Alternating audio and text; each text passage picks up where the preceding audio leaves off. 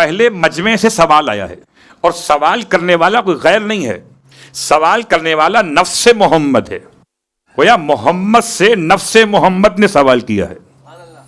کھڑے ہو گئے امیر المومنین اور سوال کیا، یا رسول اللہ ای الاعمال افضل فی ھذا الشہر، یہ تو بتائیں یا نبی اللہ کہ اس ماہ مبارک رمضان میں سب سے افضل عمل کون سا؟ سب سے افضل، روزے سے افضل، نماز سے افضل، صدقات و خیرات سے افضل، تلاوت قرآن سے افضل۔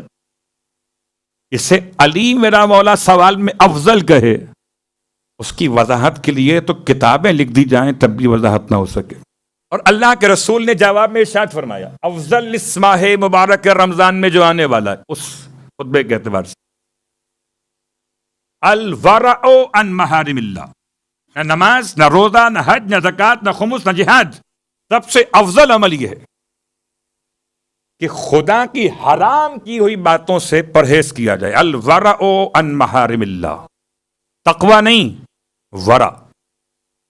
تقوی اور ورع میں کتنا فرق ہے اس کو علماء تو بیان کر سکتے ہیں، میں طالب علم ہوں، میں تو سگنل پہ کھڑا ہوتا ہوں، گاڑی میں جب دیکھتا ہوں سگنل یلو ہو گیا تو اسپیڈ سلو کر دیتا ہوں، اور جب ریڈ ہو جاتا ہے تو گاڑی کو روک دیتا ہوں۔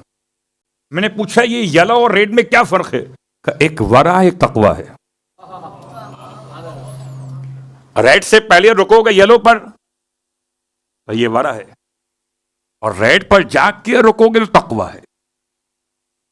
گناہ کے پاس پہنچ کر رکو تو یہ تقوی ہے، اس سے پہلے ہی رک جاؤ تو یہ ورع ہے۔ الورع عن محارم اللہ، امام کے سوال کا جواب دیا اللہ کے رسول، اور جواب دینے کے بعد پھر آپ رونے لگے دوران خطبہ۔ کون؟ رسول خدا رونے لگے۔ دیکھیے میں اگر روؤں کہ میرے آنسو آنکھ کے اندر رہیں تو آپ کو دکھائی نہیں دے گا، لیکن اگر اتنا روؤں کہ آنسو بہہ کر میرے رخسار پر آئیں اور داڑھی تک آ جائیں تو آپ کو فیل ہو جائے گا رو رہا، یا تو آواز سے فیل ہوگا یا آنسوؤں کے دکھائی دینے پر فیل ہوگا۔ اتنا روئے کہ مجمع نے پیغمبر کے آنسو دیکھنا شروع کر دیا۔ پورے مجمع میں سے کسی نے سوال نہیں کیا سوائے مولا کائنات، ما یبکی کا یا رسول اللہ، اس بات نے آپ کو رلا دیا ہے اللہ کے رسول؟ فرمایا میں روتا ہوں اس وقت کو یاد کر کے، اسی ماہ مبارک میں، ماہ رمضان میں، جب تمہارے سر پہ تلوار ماری جائے۔ آپ نے مولا کائنات کی شہادت کی کیفیت کو بیان کیا۔ اس ماہ مبارک میں شیطان تو قید میں ہے۔ پھر کوفے میں کیا مسائل تھے؟ دو سہولت کار ہیں جو کوفے کے اندر سپورٹ کر رہے تھے۔ دو کا مطلب دو کے نام تاریخ میں آئے ہیں، اور باقی کے نام تاریخ میں نہیں، کون کون اور لوگ شامل تھے۔ کبھی کسی کے قتل کا عدالتی فیصلہ چاہتے ہیں تو یہ بھی دیکھتے ہیں کہ بینیفیشری کون کون تھا، اس کو فائدہ حاصل ہوا، یا دیکھتے کس کے گھر میں گھی کے چراغ جلائے گئے۔ ایسا نہیں ہے کہ سب نے ماتم کیا ہو، ماتم تو گھر والے کرتے، غیر ماتم نہیں کرتے، مگر تعزیت تو پیش کرتے ہیں۔ یہ کسی تاریخ میں نہ ملا کہ حاکم شام نے کوئی تعزیتی خط لکھا ہو امام حسن مجتبیٰ علیہ السلام کے نام۔ بات کو سمیٹتے ہوئے کہ شیطان بند ہے تو یہ عبد الرحمن ابن ملجم کون ہے؟ یہ قبیلے مراد سے ایک شخص ہے، اس کا نام عبد الرحمن ہے، باپ کا نام ملجم ہے، قبیلہ آپ نے سن لیا۔ یہ امام کے ہاتھ پر بیعت کرنے کے لیے پہنچا، امام نے بیعت سے انکار کیا، بیعت لینے سے انکار کیا۔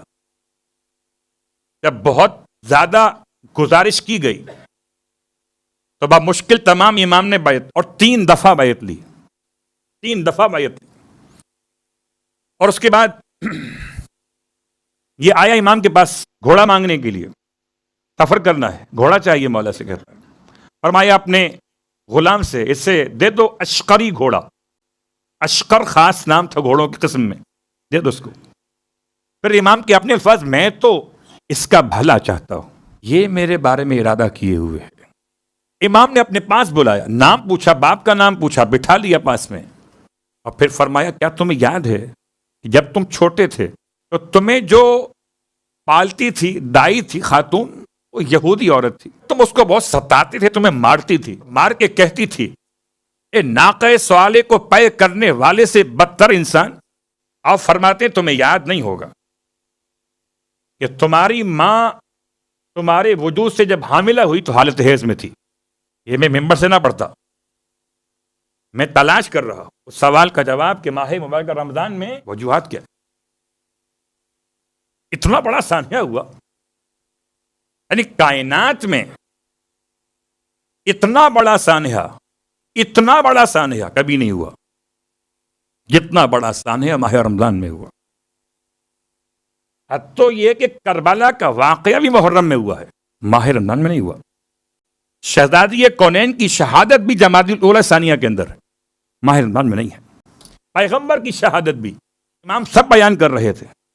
عبد الرحمن ابن ملجم کے بارے میں امام کے ساتھ رہا. اس کے بعد امام نے اسے کوفے سے روانہ کر دیا کہ تم چلے جاؤ کوفہ چھوڑ کر. کہتے ہیں یہ ماہ رمضان کی 3 تاریخ کو کوفہ چھوڑ کے چلا گیا. آیا تھا کوفے میں ماہ رمضان کی شروع میں، پھر چلا گیا. اور ماہ رمضان کی 18 تاریخ پہ کوفے میں آیا. اور اب جو آیا ہے تو اس نے آ کر مولا سے ملاقات نہیں کی. اس سے پہلے ملاقات کی تھی، بیٹھتا تھا آ کر. اور جب امام نے فرمایا اپنی شہادت کے حوالے سے تو کہتے ہیں میرے ہاتھ حاضر ہے. تلوار اپنی پھینک دی مولا کی طرف، کاٹ دی میرے ہاتھ، سر کاٹ دی میرا. امام فرماتے کہ وقوع سے پہلے، جرم سے پہلے اسلام نے سزا دینے کی کوئی روایت قائم نہیں کی. جب کسی اور نے کہا کہ مولا اسے قتل کر دیں یا اگر آگ میں قاتل بننے والا ہے، فرمائے سنو مجھ سے یہ خبر اللہ کے رسول نے دی تھی، اور اللہ کے رسول کو یہ خبر اللہ نے دی تھی. اللہ نے خبر مصطفیٰ کو دی، آپ نے مجھے دی کہ یہ میرا قاتل ہوگا. یہ نہیں فرمایا کہ میں اس کا قاتل ہوں گا. اب رہا مسئلہ کہ شیطان قید میں نہیں ہوتا، پھر شیطان کے پہنچنے کے 2 ذرائع بند ہو جاتے ہیں. شیطان سے بچنے کا بہترین راستہ کہ شکم کو بچاؤ حرام سے اور وجود کو بچاؤ زنا سے. اور ماہ مبارک رمضان میں جمع بھی حرام، استمنا بھی حرام، راستہ بند. ماہ رمضان حالت روزہ میں کھانا بھی حرام، پینا بھی حرام. تو یہ 2 راستے ایسے بند کیے کہ جہاں سے شیطان داخل ہو سکتا تھا، تاکہ انسان اگر بچنا چاہے. آپ غور کیجئے گا گناہ انسان کرتا کیوں ہے؟ یا جنسی خواہشات کی بنیاد پر یا حرام کھانے کی بنیاد پر. سمجھ میں آ جائے بات تو آئے گی اگلا جملہ آپ کی خدمت میں سر بیان کرتا ہوں. الٹا سویا ہوا تھا یہ عبد الرحمن ابن ملجم. اس کی ولادت کیسے ہوئی وہ آپ نے سن لیا. اس کی دائی کون تھی؟ یہودی عورت، وہ آپ نے سن لیا.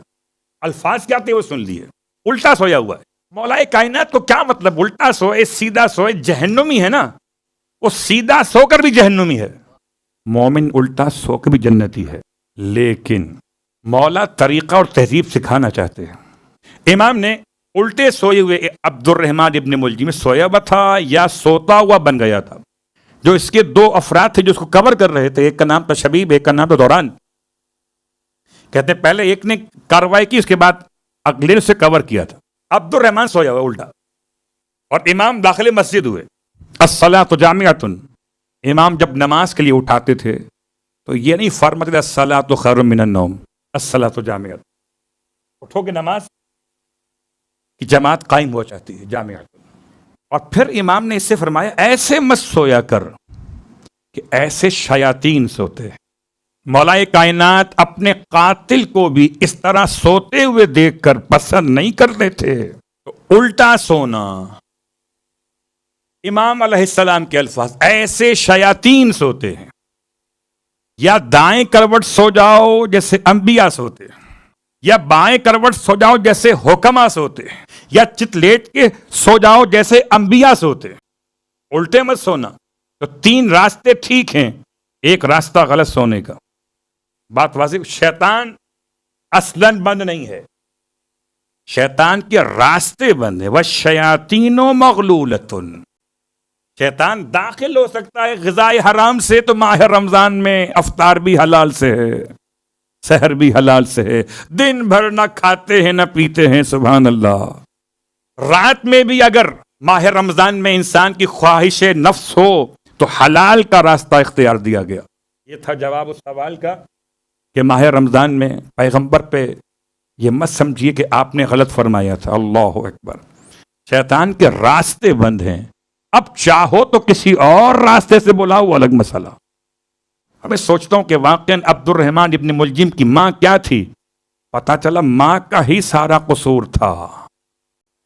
اسی لیے جب کبھی مولائے کائنات کے گنبد کے روزے کی دور سے بھی زیارت ہو جائے تو روایت کہتی ہے تو خدا کی حمد کرو کہ اس نے ہمیں پاکیزگی ولادت سے نواز دیا ہے.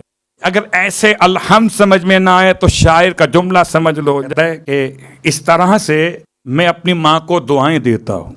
علی کے نام سے جب بھی خوشی ملے مجھ کو میں اپنی ماں کو ہزاروں دعائیں دیتا ہوں.